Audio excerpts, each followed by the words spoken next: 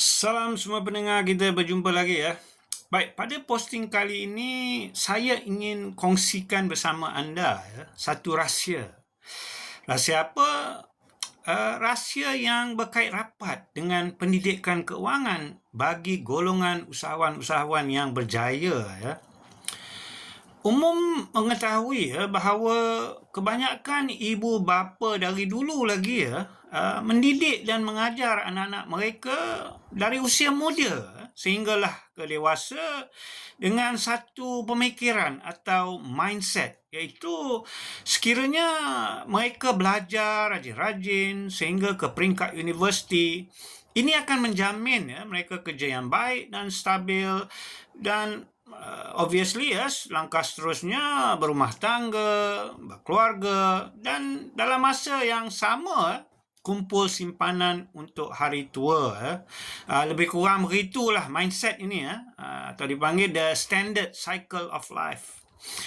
Tapi tahukah anda bahawa cara pemikiran begini sukar untuk membolehkan seseorang itu pada usia yang masih muda untuk hidup dalam keadaan bebas keuangan atau dalam bahasa Inggeris dipanggil financial freedom. Berdasar pengalaman dan juga interaksi saya bersama pelbagai usahawan yang telah berjaya, apa yang saya boleh simpulkan ialah berlainan dengan golongan orang kebanyakan. Golongan usahawan berjaya ini selain mengajar anak-anak mereka bagaimana untuk mencari duit, bekerja, mencari duit, mereka juga mengajar anak-anak mereka tentang nilai, value, fungsi dan juga erti sebenar duit itu pada usia yang muda lagi ya. Dan di sini saya akan kongsikan dengan anda 3 pengajaran dari golongan ini yang mungkin juga dapat membantu anda mendidik anak-anak anda menjadi usahawan yang berjaya kelak ya, insya-Allah. Baik, pertama sekali golongan ini dari awal lagi mendidik atau melatih anak-anak mereka berfikir sebagai seorang usahawan dan bukannya sebagai seorang pekerja. Di mana konsep kekayaan itu bukannya datang dari duit ya. Sebaliknya konsep kekayaan itu dihasilkan oleh satu idea. Sama ada idea itu dapat menyelesaikan satu masalah atau satu idea yang berguna kepada pengguna contohnya. Sebagai contoh, golongan ini mungkin mengajar anak-anak mereka bermula dengan menjual biskut atau memotong rumput atau menjahit baju. Tetapi tumpuan mereka di sini bukan sangat pendapatan yang dihasil, tetapi lebih kepada ertinya menjadi seorang usahawan dan juga ertinya memiliki sesuatu perniagaan, iaitu the ownership punya mindset. Apabila anak-anak mereka ini dididik dari awal untuk menghasil pendapatan sendiri dan bukan sekadar menunggu gaji di akhir bulan, cara anak-anak mereka berfikir juga akan berubah sepenuhnya. Jangan salah faham ya. Sifat keusahawanan yang dididik pada anak-anak mereka bukan bersifat untuk memaksa anak-anak mereka berniaga. Sebaliknya, penekanan diberi dalam mendidik mereka tentang konsep-konsep keusahawanan seperti inisiatif, kreativiti dan tanggungjawab yang sudah pasti akan memberi anak-anak mereka pilihan dan juga membuka pelbagai peluang perniagaan dalam kehidupan di masa hadapan mereka. Yang keduanya, bagi golongan usahawan berjaya ini, pada mereka pendidikan formal bagi anak-anak mereka bukannya penamat setelah sekeping sijil atau ijazah itu dicapai.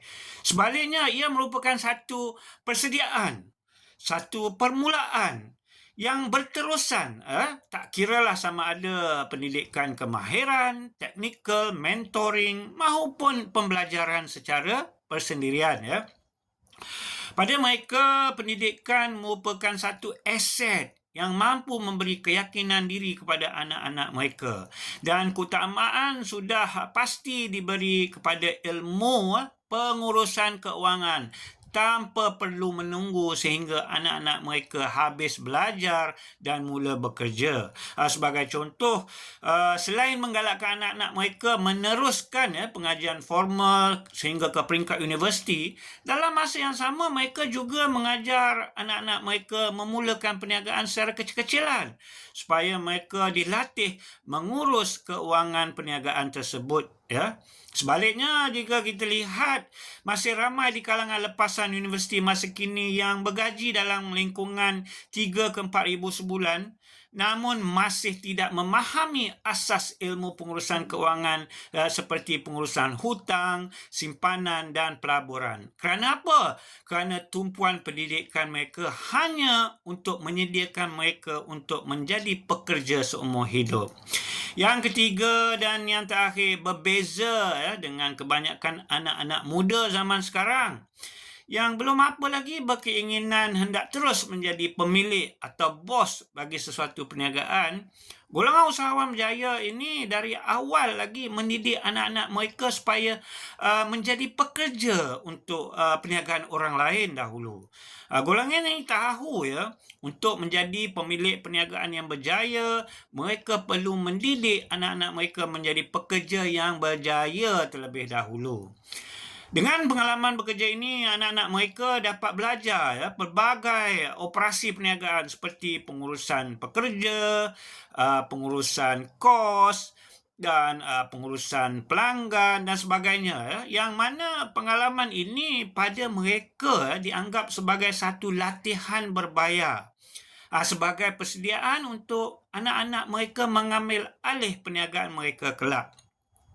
Selain itu, pengalaman bekerja ini dapat mengajar anak-anak mereka supaya jangan tergesa-gesa untuk memulakan perniagaan dan juga mengajar anak-anak mereka ertinya menjadi seorang pemimpin dan usahawan yang sentiasa merendah diri walau sudah menjadi bos besar di masa akan datang.